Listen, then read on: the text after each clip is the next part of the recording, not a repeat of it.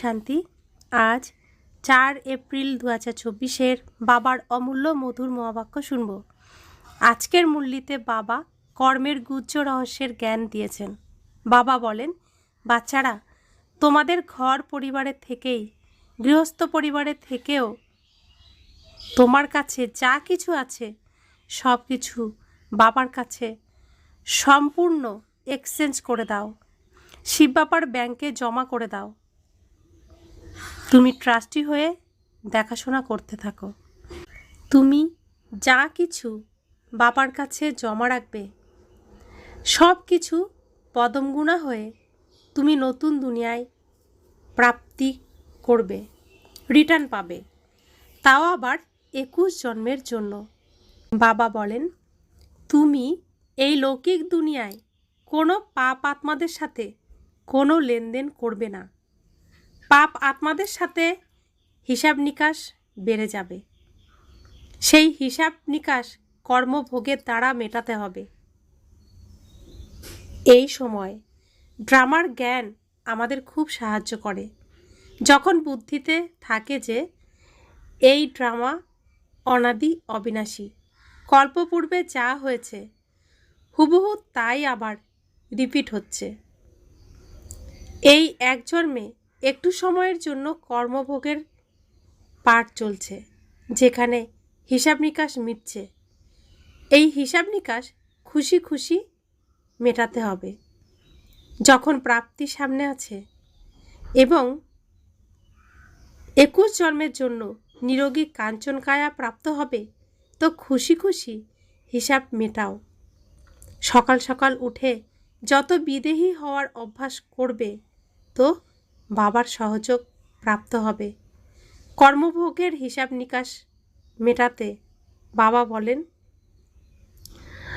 বাবার স্মরণে থেকে অশরীরী হওয়ার অভ্যাস করতে থাকো। তো এখন শুনছি বাবার অমূল্য মধুর মহাবাক্য। মিঠে মিঠে বাচ্চে, ঘর পরিবারে থেকেও পারলৌকিক বাবার কাছ থেকে সম্পূর্ণ অবিনাশী উত্তরাধিকার গ্রহণ করতে হবে। সুতরাং নিজের সব কিছু এক্সচেঞ্জ করে নাও। এ হলো অনেক বড় বিজনেস। আজকের মূল্যের প্রশ্ন, ড্রামার জ্ঞান কোন বিষয়ে বাচ্চারা তোমাদের অনেক সাহায্য করে থাকে? উত্তর, যখন শরীর রোগগ্রস্ত হয়ে পড়ে তখন ড্রামার জ্ঞান অনেক সহযোগ প্রদান করে থাকে। কেননা তোমরা জানো যে এই ড্রামা হুবহু রিপিট হচ্ছে। এখানে কান্নাকাটি দুঃখ করার কোনো প্রশ্নই নেই। কর্মের হিসাব নিকাশ মেটাতে হবে। 21 জন্মের সুখের উপহারের সাথে তুলনা করলে এই দুঃখ কিছুই নয়। এই জ্ঞান সম্পূর্ণ না থাকার কারণে ছটফট করে থাকে। ভগবান যে জ্ঞান দিচ্ছেন, যার দ্বারা গীতা রচিত হয়েছে, সেই গীতা প্রায় প্রতিটি মানুষের ঘরেই থাকে। সেই গীতার কথা প্রায় প্রতিটি মানুষ শুনে থাকে, কিন্তু তারা সেই গীতার জ্ঞান নিজের মধ্যে ধারণ করতে পারে না। মানুষ সেটাকে ধারণ করে না, তাই সম্পূর্ণ জ্ঞান না থাকার কারণে ছটফট করে থাকে। এখন বাবা এসে গীতার জ্ঞানকে সহজভাবে বোঝানোর জন্য, সকলকে সুশিক্ষিত করার জন্য ভগবানকে এই পৃথিবীতে, এই ধরাধামে আসতে হয়।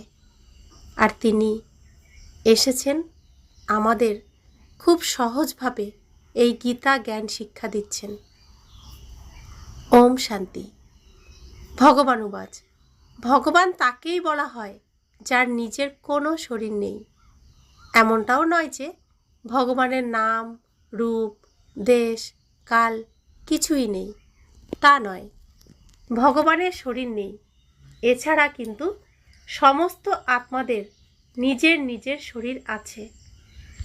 এখন বাবা বলছেন, মিষ্টি মিষ্টি আত্মিক বাচ্চারা, নিজেকে আত্মা মনে করে বসো। প্রকৃত অর্থে আত্মাই শোনে, রোল প্লে করে, শরীর দ্বারা কর্ম করে, আত্মাই সংস্কার নিয়ে যায়। ভালো মন্দ কর্মের ফলও আত্মাই ভোগ করে শরীরের সাথে। শরীর ছাড়া তো ভোগ হতে পারে না। তাই বাবা বলেন, নিজেকে আত্মা মনে করে বসো।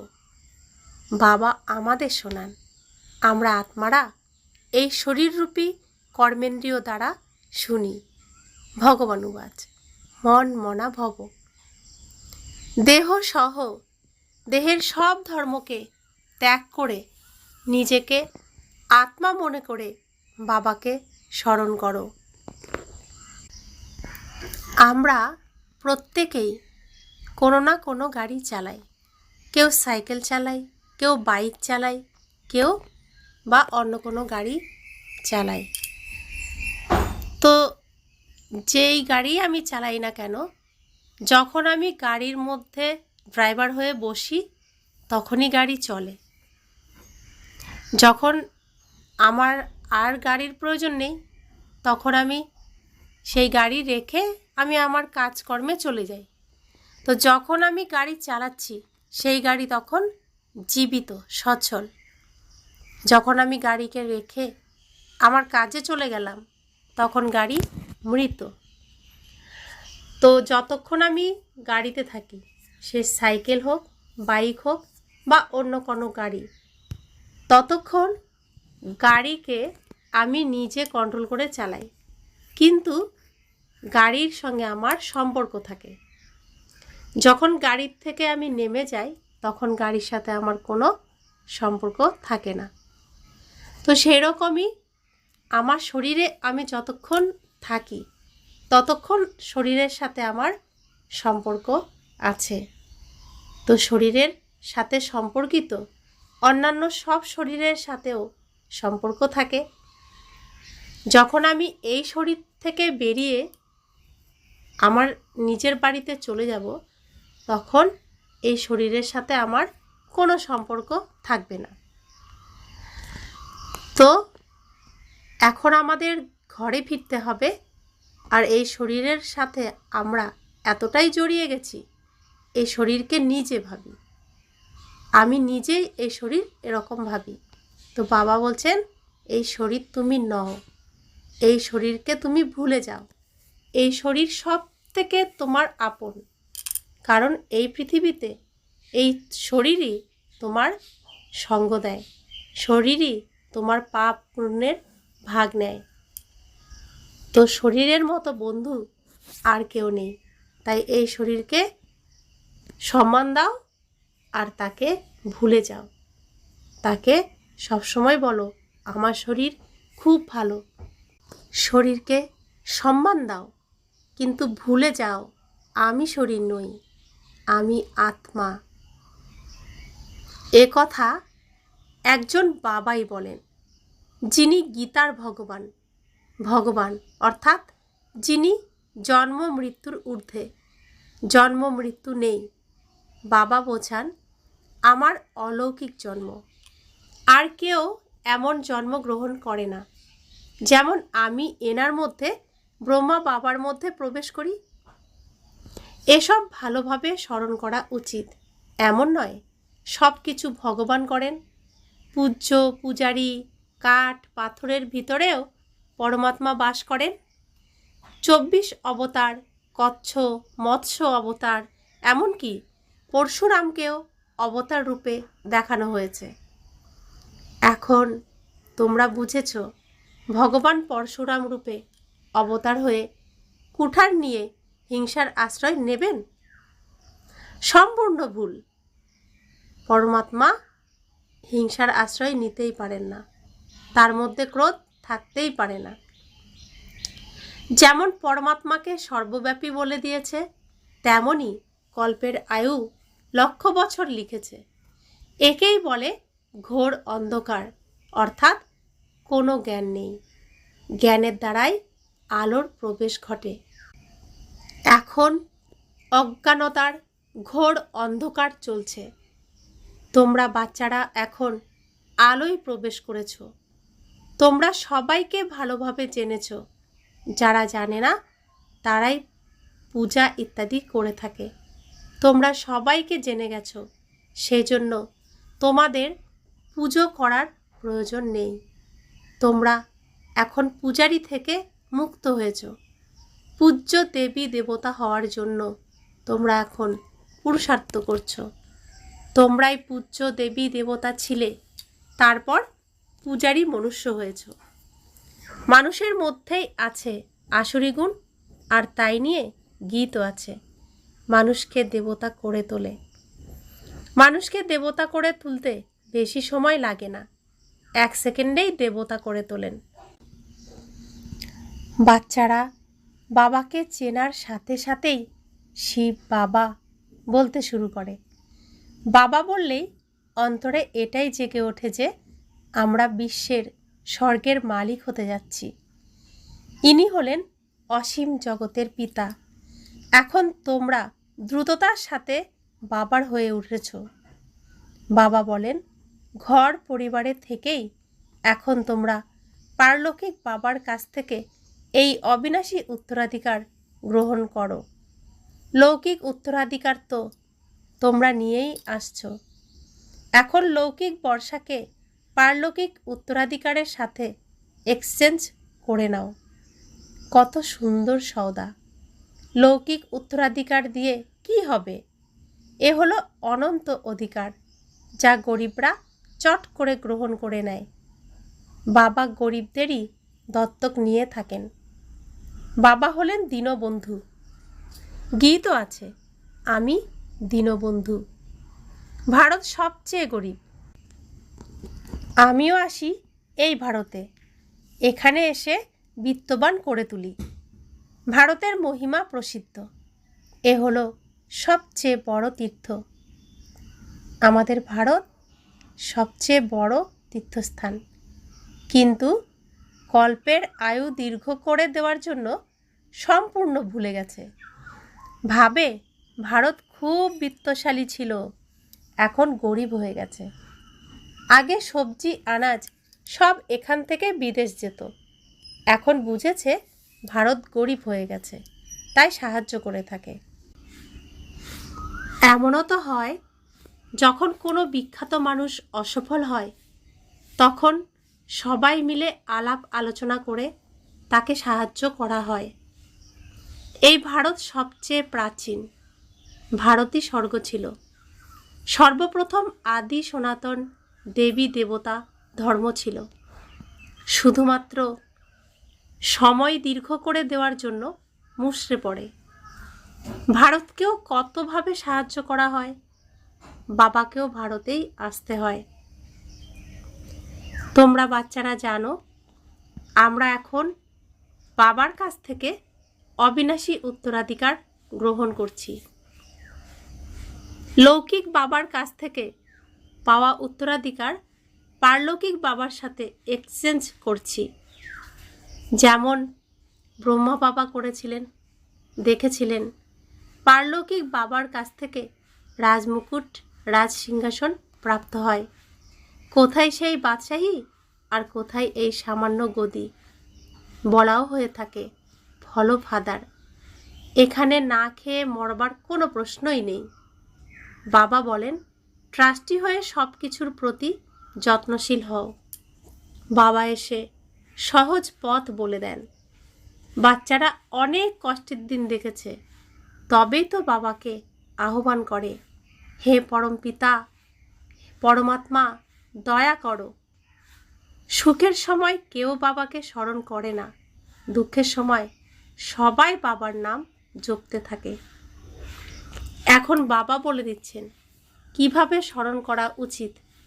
তোমাদের স্মরণ করাও আসে না, তোমরা স্মরণও করতে পারো না। আমি এসেই তোমাদের বলে দিই, বাচ্চারা নিজেকে আত্মা মনে করো। পারলৌকিক বাবাকে স্মরণ করলে তোমাদের পাপ বিনষ্ট হয়ে যাবে। প্রতিটি স্মরণ দ্বারা সুখ অনুভব করো। শরীরের কষ্ট, যন্ত্রণা সব শেষ হয়ে যাবে। শরীর সংক্রান্ত যা কিছু কষ্ট সব মিটে যাবে। তোমাদের আত্মা আর শরীর দুই পবিত্র হয়ে যাবে। তোমরা এমনই কাঞ্চনকায় ছিলে, তারপর পুনর্জন্ম নিতে নিতে আত্মায় মরচে পড়ে যায়, শরীরও পুরানো প্রাপ্ত হয়। যেমন সোনার মধ্যে খাদ দেওয়া হয়, খাঁটি সোনার অলংকার খাঁটি হয়ে থাকে, ওতে ঔজ্জ্বল্যও থাকে। খাদযুক্ত অলংকার কালো হয়ে যায়। বাবা বলেন, তোমাদের মধ্যেও খাদ পড়েছে, তাকে বের করে আনতে হবে। কিভাবে বেরোবে? বাবার সাথে যোগযুক্ত হও। যিনি শিক্ষা প্রদান করেন তার সাথে যোগযুক্ত হতে হয়। ইনি একাধারে বাবা, গুরু, টিচার, সব কিছু। ওনাকে স্মরণ করলে তোমাদের বিকর্ম বিনাশ হবে, আর উনি তোমাদের শিক্ষা দিচ্ছেন। পতিত পাবন সর্বশক্তিমান, তোমরা আমাকেই বলো। কল্পে কল্পে এসে বাবা এভাবেই বুঝিয়ে বলেন। মিষ্টি মিষ্টি হারিয়ে যাওয়া বাচ্চারা, 5000 বছর পরে তোমাদের পেয়েছি, সেই জন্য তোমাদের হারানিধি বলা হয়। এখন এই দেহের অহংকার ত্যাগ করে আত্ম অভিমানী হও। বাবা আত্মার জ্ঞানও প্রদান করেছেন, যা বাবা ছাড়া আর কেউ দিতে পারে না। এমন কোনো মানুষ নেই যার মধ্যে আত্মার জ্ঞান আছে। সন্ন্যাসী, সন্ত, গুরু, গোসাই কেউই জানে না। সবার শক্তি কমে গেছে। সমস্ত সৃষ্টিরূপী কল্পবৃক্ষ এখন জরাজীর্ণ অবস্থা প্রাপ্ত হয়েছে। এখন আবার নতুন করে স্থাপনা হতে চলেছে। যেমন একটা বছরের মধ্যে বসন্তকাল আসে, তো বসন্তকাল আসলে গাছের সমস্ত পাতা ঝরে পড়ে যায়, আবার নতুন করে পাতা বেরোয়, আবার নতুন করে গাছ সেজে ওঠে। তো এটা বছরের শেষেই হয়। নতুন বছর আসার ঠিক আগেই বসন্তকাল আসে। এই সৃষ্টিতে সব কিছুই বাবা শিক্ষা দিয়ে রেখেছেন আমাদের বোঝার জন্য, সত্যটাকে বোঝার জন্য, জানার জন্য।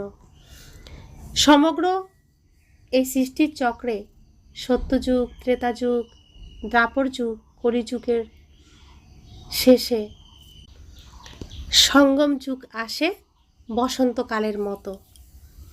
সঙ্গম যুগের পরেই সত্যযুগ আবার আসবে। বসন্তকালের পরে যেমন আবার নতুন বছর আসে।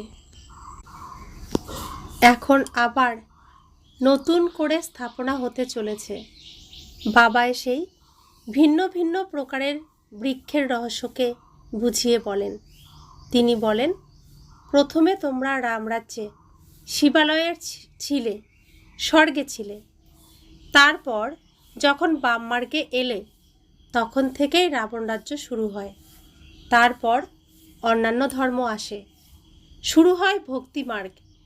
আগে তোমরা জানতে না, কারো কাছে গিয়ে জিজ্ঞাসা করতে পারো, তোমরা রচয়িতা আর রচনার আদি মধ্য অন্তকে জানো?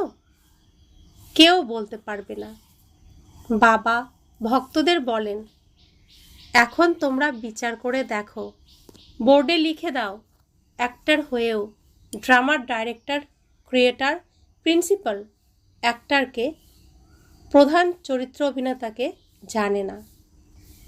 সুতরাং এমন অ্যাক্টরকে কি বলবে?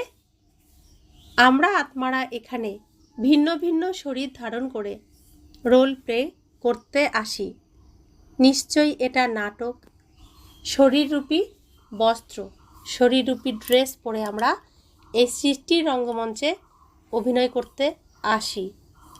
এই সৃষ্টির রঙ্গমঞ্চে আমরা সর্বোচ্চ 84টি চরিত্রে অভিনয় করতে পারি। সম্পূর্ণ সিনেমাটি শেষ হতে 84টি চরিত্র সর্বোচ্চ পাওয়া যায়। যে যেরকম এখন রিহার্সাল করবে, প্র্যাকটিস করবে, সে সেই অনুযায়ী অভিনয়ের চান্স পাবে। এখন স্বয়ং ভগবান আমাদের রিহার্সাল করাচ্ছেন। সম্পূর্ণ নাটকটা এখনই রেকর্ডিং হচ্ছে। আবার গীতা হলো মা আর বাবা হলেন শিব। সৃষ্টির সব কিছুই তার রচনা। গীতা নতুন জগৎ স্থাপনা করে। এটাও সবার অজানা যে নতুন দুনিয়া কিভাবে সৃষ্টি করে থাকেন।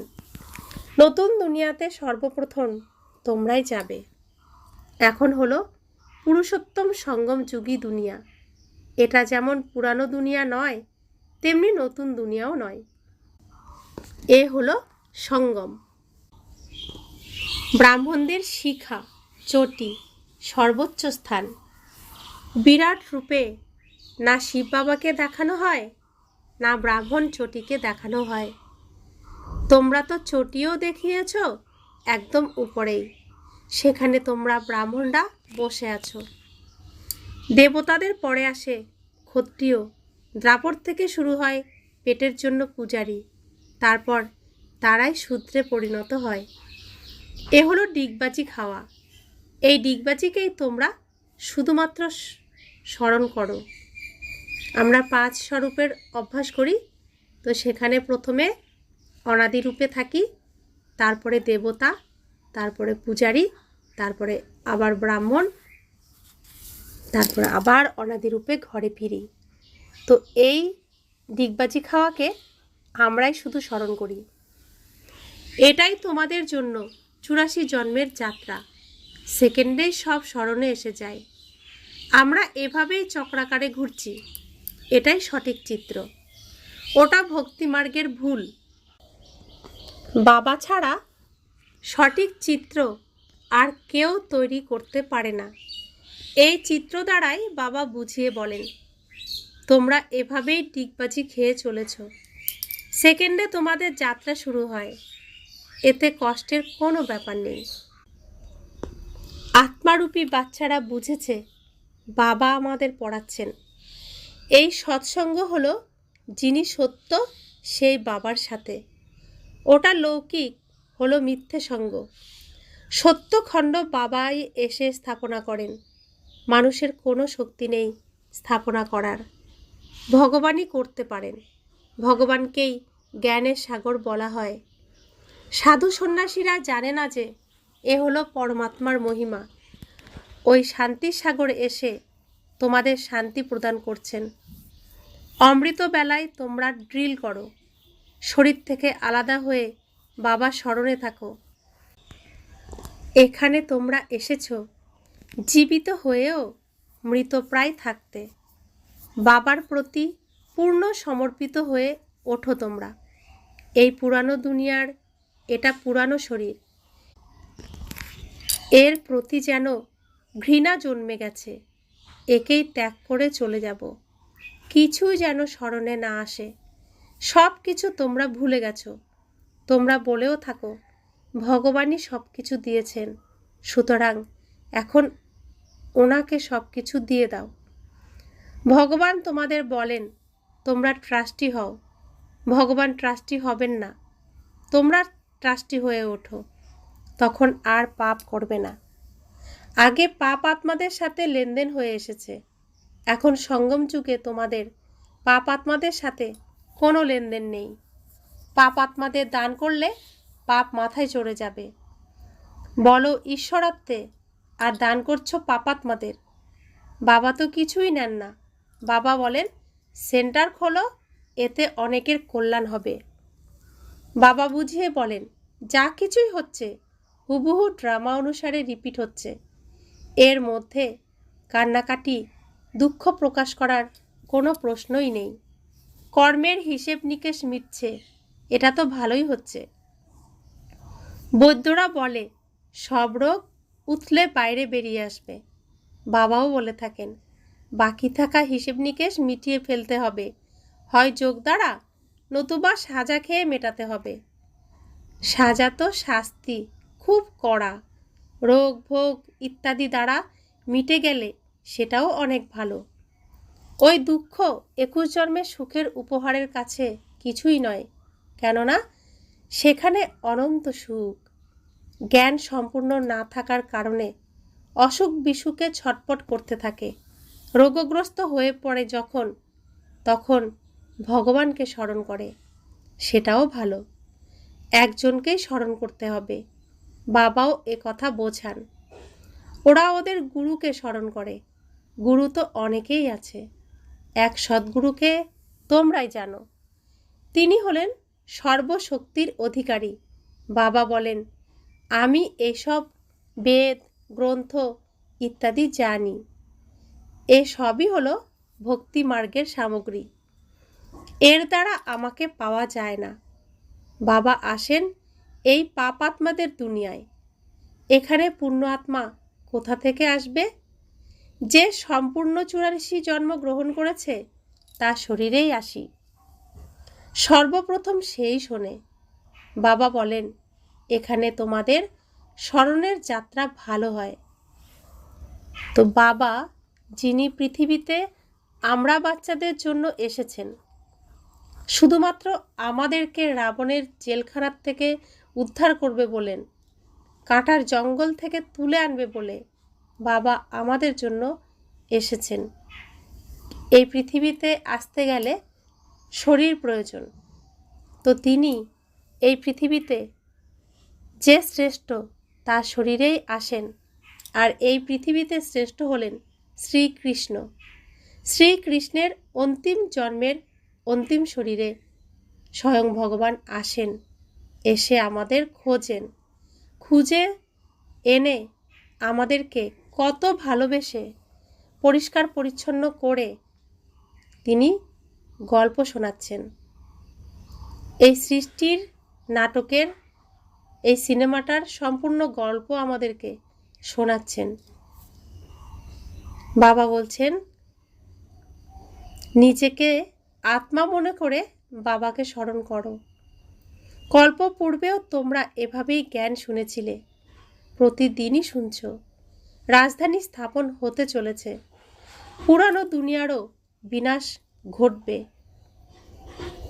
আমরা মানি আর না মানি, এখন ফোন খুললে শুধু আমাদের কথা নয়, আমরা তো এখন বলি না, বাকি যারা আছে বিজ্ঞানী, ভৌগোলিক, জ্যোতিষী, সকলেই বলছে বিনাশ বিনাশ বিনাশ, সতর্ক করে দিচ্ছেন সকলে। কিন্তু সবাই আমাদেরকেই দোষ দেয়, কারণ বাবা যে সত্য তিনি বললে সেই কথাই সবার কাছে তীরের মতো লাগে, টাচিং করে। তাই বলে আমরা শুধু বিনাশের কথা বলি। কিন্তু একটু চোখ খুলে দেখলেই দেখা যাবে সবাই বলছে। अच्छा, मीठे मीठे सिखिले दे बच्चों प्रति माता पिता बाप दादा का याद प्यार, गुड मॉर्निंग और नमस्ते। हम रूहानी बच्चों की रूहानी माता पिता बाप दादा को याद प्यार, गुड मॉर्निंग और नमस्ते नमस्ते नमस्ते। शुक्रिया बाबा, शुक्रिया बाबा, शुक्रिया। ধারণার জন্য মুখ্য সার। 1, অমৃত বেলায় উঠে শরীর থেকে ডিট্যাচ হওয়ার ড্রিল করতে হবে। পুরানো দুনিয়া, পুরানো শরীর কিছুই যেন স্মরণে না আসে, সব কিছু ভুলে যেতে হবে। 2, সঙ্গম যুগে পাপ আত্মাদের সাথে লেনদেন করা উচিত নয়। কর্মের হিসেব নিকেশ আনন্দের সাথে মেটাতে হবে। কান্নাকাটি বা দুঃখ করা উচিত নয়। সব কিছুই বাবার কাছে সমর্পণ করে ট্রাস্টি হয়ে সামলাতে হবে। বরদান, অনুভবের শক্তির দ্বারা স্বপরিবর্তনকারী তীব্র পুরুষার্থী ভব। যে কোনো পরিবর্তনের সহজ আধার হলো অনুভবের শক্তি। যতক্ষণ অনুভবের শক্তি না আসে ততক্ষণ অনুভূতি হয় না, আর যতক্ষণ অনুভূতি না হয় ততক্ষণ ব্রাহ্মণ জীবনের বিশেষত্বের ফাউন্ডেশন মজবুত হয় না এবং উৎসাহ উদ্দীপনার চালও থাকে না।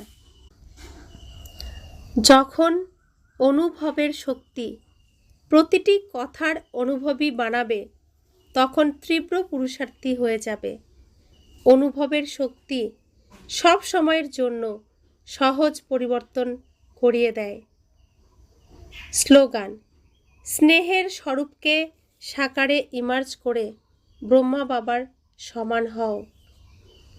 ওম শান্তি।